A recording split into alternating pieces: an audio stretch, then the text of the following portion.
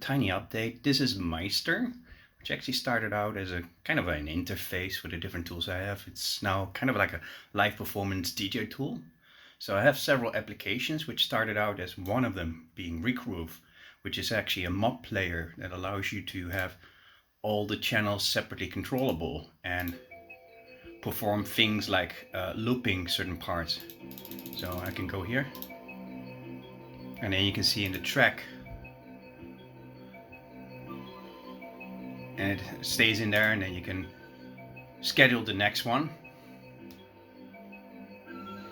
And I wanted that to be able to have two different instances, so left and a right one, so you can see here,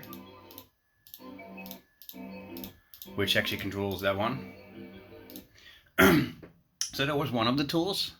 One of the other ones that came up was actually to have a sample bank, because I wanted to trigger stuff like within Regroove here from the settings in MIDI, that I could take some of the samples and have them trigger on MIDI on a channel, and then specifically target this one, for instance, so different bass line or different synthesizer. And it has also internally a small sequencer, so you can start things, and I wanted to be able to control that. So actually I came up with, hey, if I can have the interface from here, so I can start different things from a unified interface. But then I get a little bit further, more like, hey, what could I do if I actually want to sequence those things separately, send them to the device, and therefore I had kind of like a tracker view within the application, which it's running at 150 BPM. And I can send these files or these performances to the device. And therefore you have here file export operations. But then I wanted to be a little bit more hands-on, so actually I bought a Fire here. Great device, by the way, but I wanted to be able to control that also from the web, and actually have a virtual one, because having two of these devices or three is actually quite expensive, or not really that useful. But what if I could put that on my tablet? So I made a virtual device for that, which is fully controllable, as you can see here. And I can set here the play length.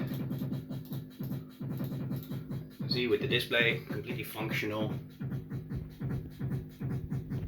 So I'm still busy on a sequencing tool, which is called Madness. I haven't done a lot for that, so in the meantime I actually got something else. I got a kind of a mixing tool, which can play stems. But I thought, well, I can spend a lot of time on making that. Why don't I just actually make a DJ integration? So let's turn this one off for now. And I have a DJ integration here. So this is actually running against, let me open it here. This is Mix with a custom theme or custom skin. And as you can listen, I'll mute it here, position it. And you can see I could have used cue points, but yeah. Oh, mute is on.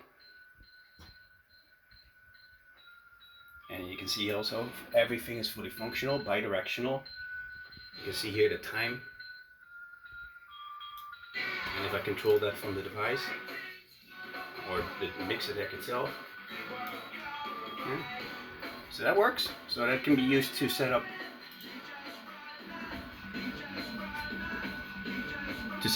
loops that I can actually use during performance.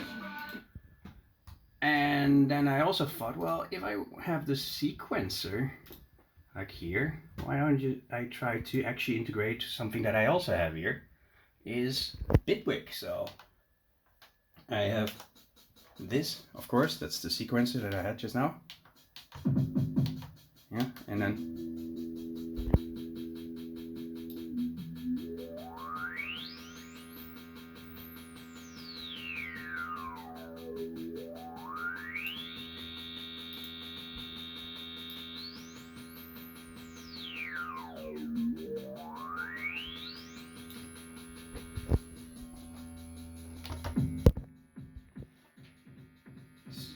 so that's kind of what I've been doing recently. I hope that explains it a bit.